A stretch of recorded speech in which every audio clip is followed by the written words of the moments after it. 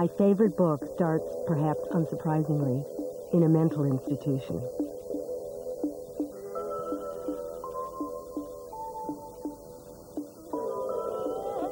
Written in the form of a memoir, this is a book that speaks the truth and tells it like it is.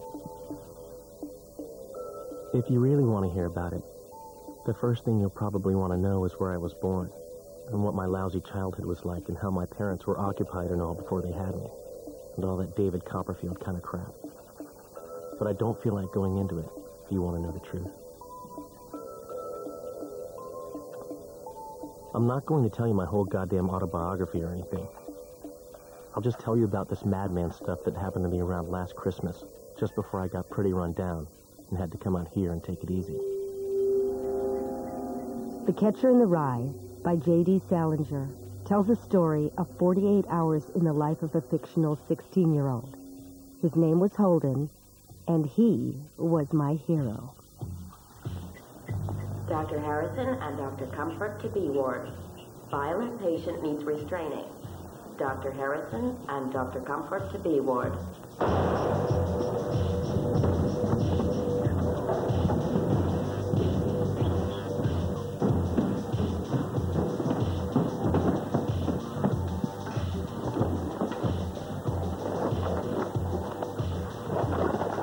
I'm not going to tell you about my goddamn autobiography either. But I'll tell you why I really loved the book. See, when I was young, people thought I was just a little bit nuts. But Holden was even weirder and more rebellious than I was. But without him, I swear to you, I would have gone mad in suburban America. You let go of me!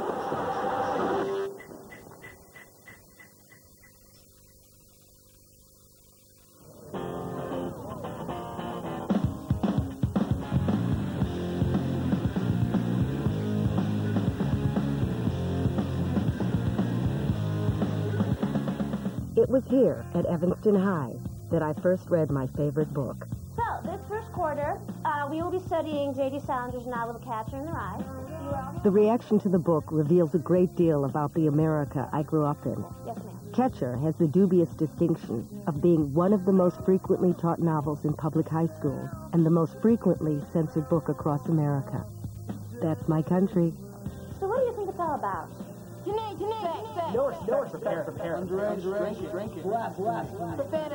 And Ruby. Rebellion. And that's why I loved it. This book was a mental call to arms for those of us who are sick to death of hearing our parents telling us to conform.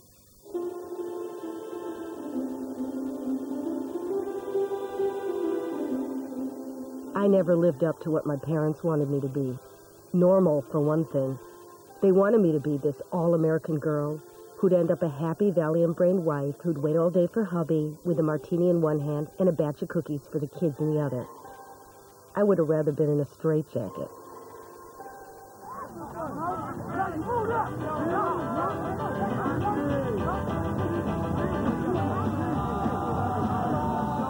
From the very beginning of the novel, Holden has this distinct voice. His memoir was like nothing that I'd ever read before. It spoke in its own language, a language that most of us think, but never say out loud. You want to go to a boys' school sometime? Try it sometime. It's full of phonies. And all you do is study so that you can learn enough to be smart enough to be able to buy a goddamn Cadillac someday. And you have to keep making believe you give a damn if the football team loses. And all you do is talk about girls and liquor and sex all day. And everybody sticks together in these dirty little goddamn cliques.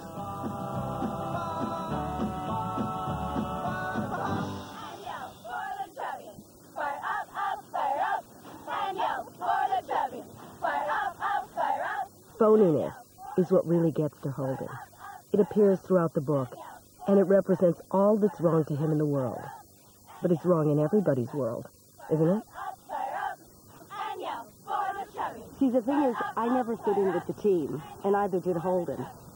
He hated those macho jock footballers, and I never really made it with the cheerleaders. I mean, I really wanted to be one, but, you know, I could never succumb to a cliche. This kind of pert, zippy smile. You're looking at wall-to-wall teeth. Everybody looked like they were having a nice day. You know, I never did, and I never will. After one incident too many with the jocks at school, Holden decides to run away. Sleep tight, you morons! I knew exactly what he meant. But can I say something? Those preppies he hated so much in the 50s are the same people as conservatives are now. I mean, nothing has changed. I thought we got rid of those macho guys like George Bush during the 60s, but he seems to have risen again. America, to me, has gone back to its unthinking, incurious, bullying mentality it was when I was young. And I am whatever you say I am. If I wasn't, then why would I say I am? In the paper, the news, every day I am. I'm good just the way I am. Holden takes a train to his hometown, Manhattan. But before he can face his parents, he has to begin his final rite of passage. He spends the last days of his childhood searching for the Holy Grail, which is truth in a phony world. For Holden, it was Manhattan. For me, it was downtown Chicago. I used to sneak out of my parents' house to go visit my hippie friends who lived in these really sordid, rat-infested dope dens. Just to plunge into the heart of darkness and get out of the burbs. Give myself a little hit of reality.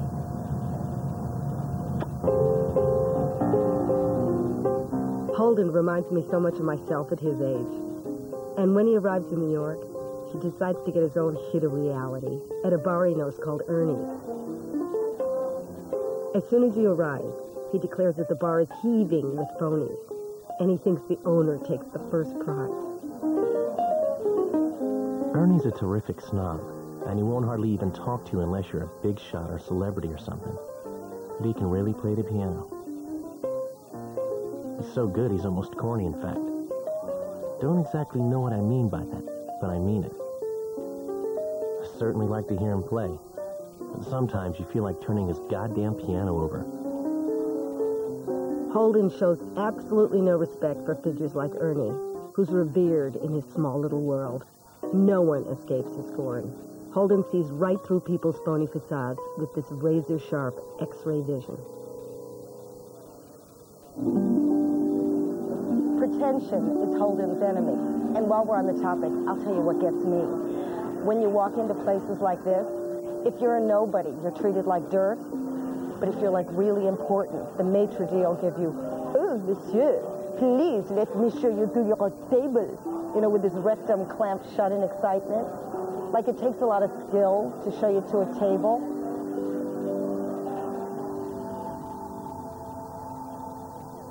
After his depressing evening at Ernie's, Holden returns to his dingy hotel and gets talked into calling in a prostitute. He tries to get himself ready for this girl's arrival, and so to help himself along, he thinks about what he's done with other girls.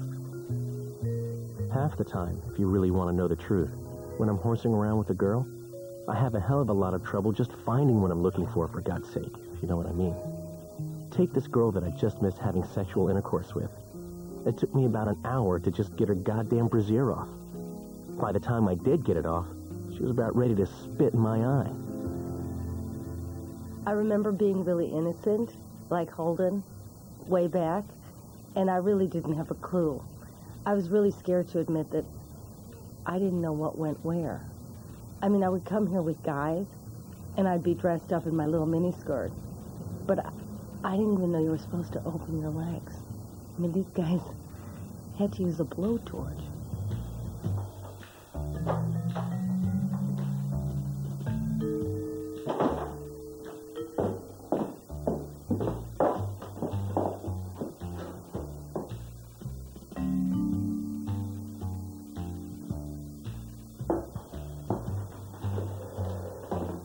Then she stood up and pulled her dress over her head.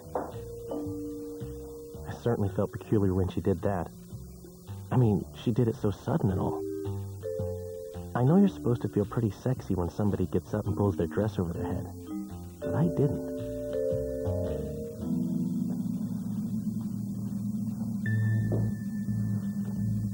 Holden finds the whole thing more depressing than sexy.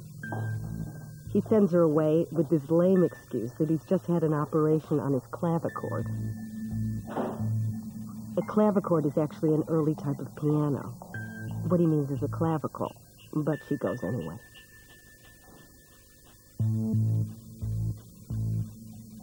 I just love this side of his character, that he couldn't even get it together with a prostitute. I mean, this is the first time I ever read about somebody who was in touch with his female side. Before that, the heroes I read in books were all those big, hunky Hemingway heartbreakers. But this guy had a soul.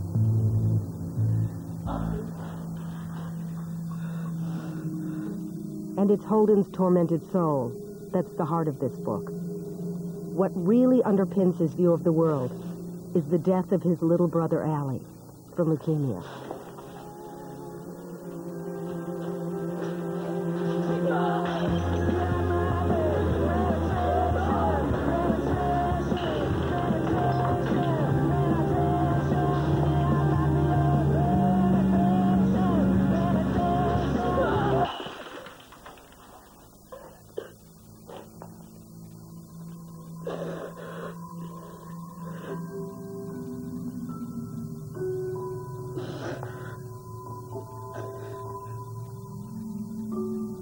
I was only 13, and they were going to have me psychoanalyzed and all because I broke all the windows in the garage.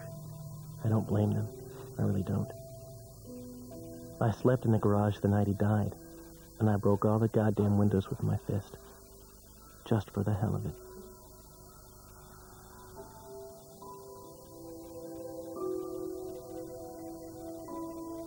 Life for Holden stopped the day Allie died. And as a 16-year-old, he's not equipped to deal with grief. He has no reference, no guidance. Holden always thinks Allie was the better son, and that he actually should have survived. He's always describing Allie as being clever and nicer than he is. I mean, Holden is completely unconscious how much heart he has and how deep and perceptive he is. I think he's just a misunderstood genius.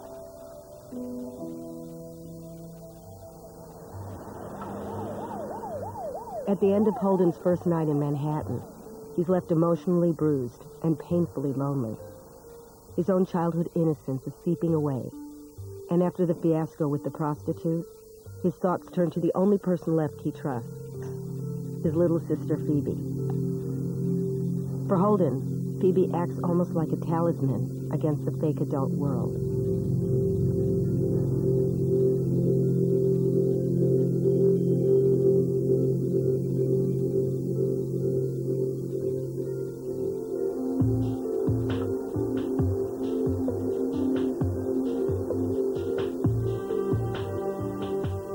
The following morning, Holden's depression is deepening.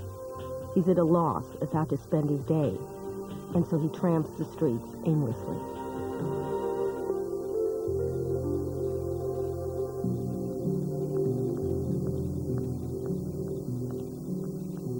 I kept thinking about old Phoebe going to that museum on Saturdays, the way I used to. I thought how she'd see the same stuff I used to see, and how she'd be different every time she saw it. It didn't exactly depress me to think about it, but it didn't make me feel gay as hell either. Certain things, they should stay the way they are. You ought to be able to stick them in one of those big glass cases and just leave them alone. Holden wants to stop time. He really wants to preserve his perfect sister Phoebe and keep her forever young. Allie's death has made him very scared of change, both in himself and in others. It's like he wants an ideal world that he can control.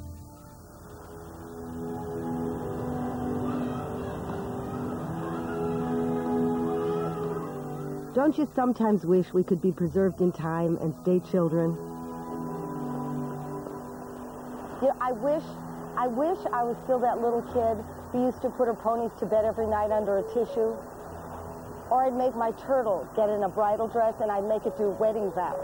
Do you, Alvin, take you, Lolita? I wish I was still a little kid instead of this lousy phony I am today.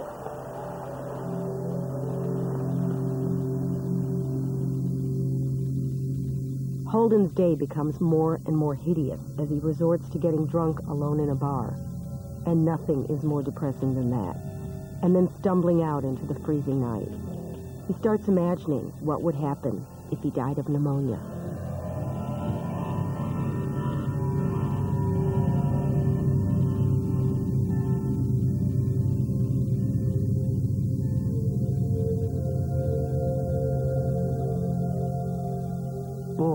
when you're dead, they really fix you up.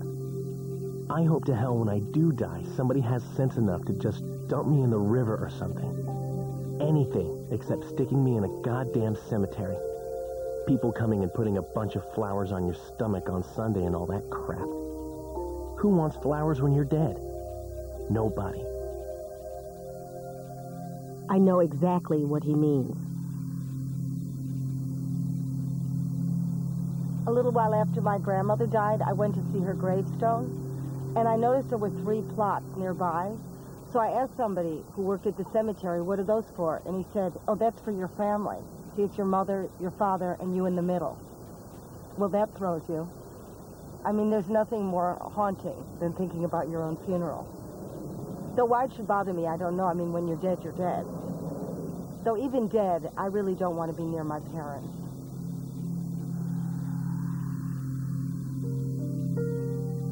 Holden eventually leaves the park, sober, but more depressed than ever.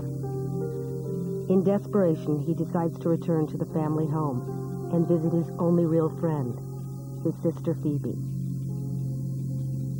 Phoebe knows that Holden is screwed up once again and interrogates him about what has happened. She accuses him of hating the world and finally asks him to name just one thing he actually likes. I like Allie. And I like doing what I'm doing right now. Sitting here with you and talking and thinking about stuff and... Allie's dead. Yes. This is the most moving moment in the book. It's taken Phoebe, Holden's baby sister, to point out that Holden is living in the past.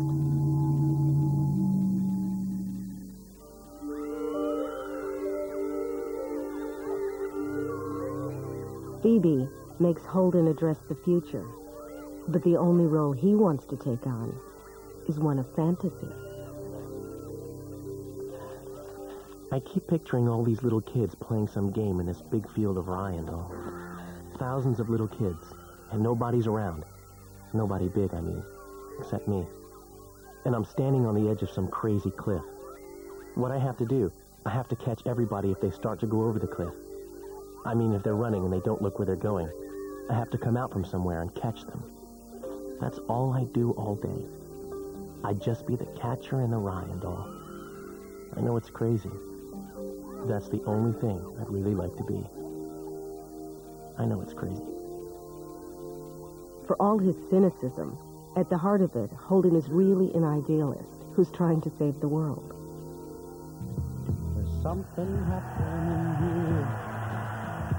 What it is ain't exactly clear.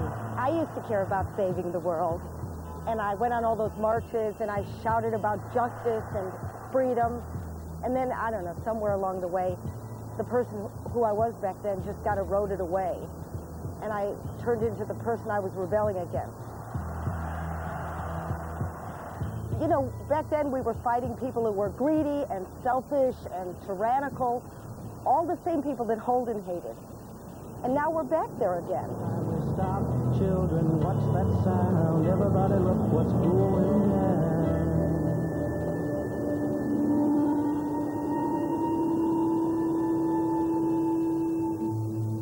He leaves the safety of his home and Phoebe to go and sleep in the streets. He's really losing control.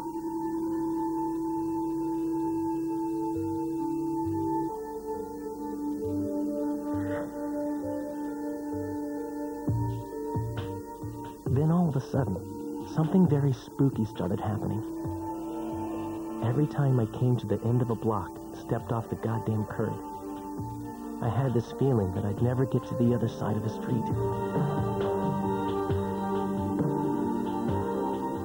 I thought I'd just go down, down, down, and nobody's ever gonna see me again.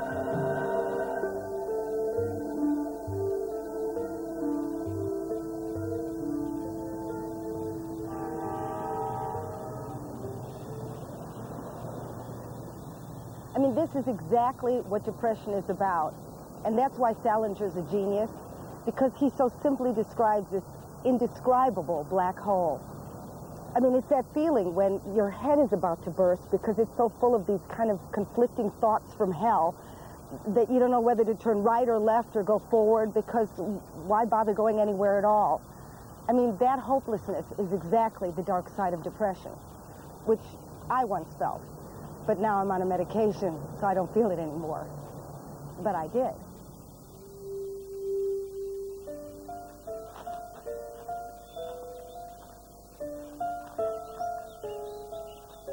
It's at times like these that we all wish we could run away. No responsibilities, no hassles, and it's the same with Holden. He dreams of a better future. I figured I could get a job at a filling station somewhere. I'd pretend I was one of those deaf mutes, and I'd build me a little cabin somewhere with the dough I made and live there for the rest of my life. I'd meet this beautiful girl that was also a deaf mute, and we'd get married. She'd come and live in my cabin with me, and if she wanted to say anything to me, she'd have to write it on a goddamn piece of paper.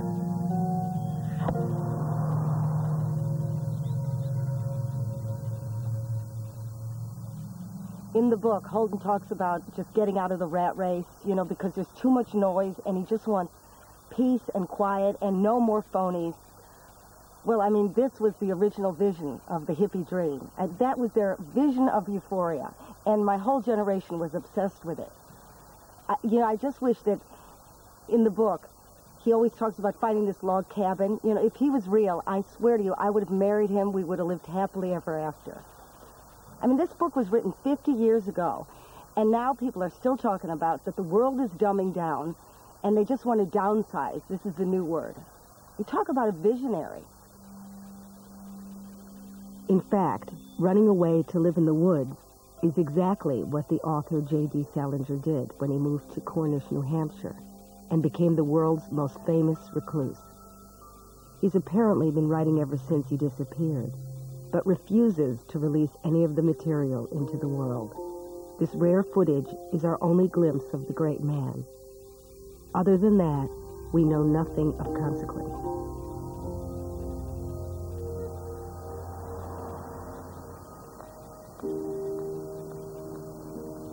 Ironically, Holden, unlike his creator, never goes through with his dreams. When he sees Phoebe wants to run away with him, he realizes that he's being selfish and irresponsible. The child in him wants to run away, but the adult he's become realizes that his actions have repercussions.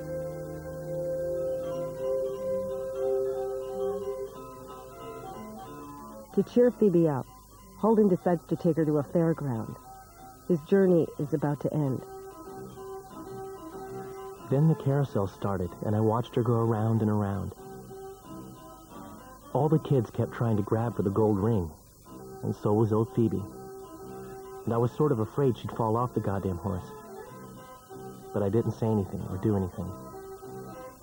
The thing with kids is, if they want to grab for the gold ring, you have to let them do it and not say anything. If they fall off, they fall off. But it's bad if you say anything to them. What Holden understood is that you can't be the catcher in the rye. You cannot preserve people in cotton wool. And it's with this realization that Holden has at last grown up. He finally understands that he wasn't to blame for Allie's death, and he won't be to blame if Phoebe falls off the carousel. Once again, Holden showed me the way. After the riot, I got arrested for disturbing the peace because I was a baby militant. Anyway, my parents threatened to cut me off and throw me out, so I knew the party was over. I knew it was time to grow up and join the ranks of the enemy. All right, Wax, you're out of here. So I did the most mature thing I could think of. I sold pot and ran away to England.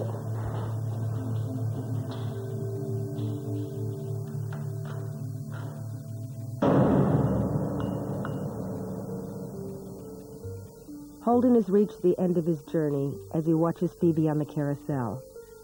The mental and emotional strain of the trip to Manhattan finally takes its toll, and the book ends as it began, with Holden in a mental asylum.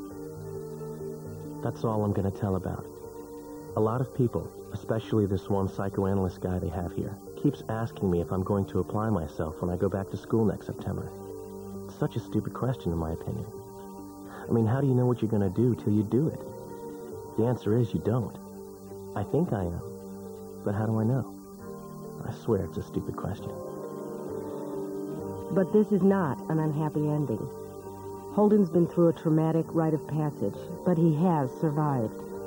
He's finally laid the ghost of his brother Allie to rest and learned the most important lesson of life. Be true to yourself.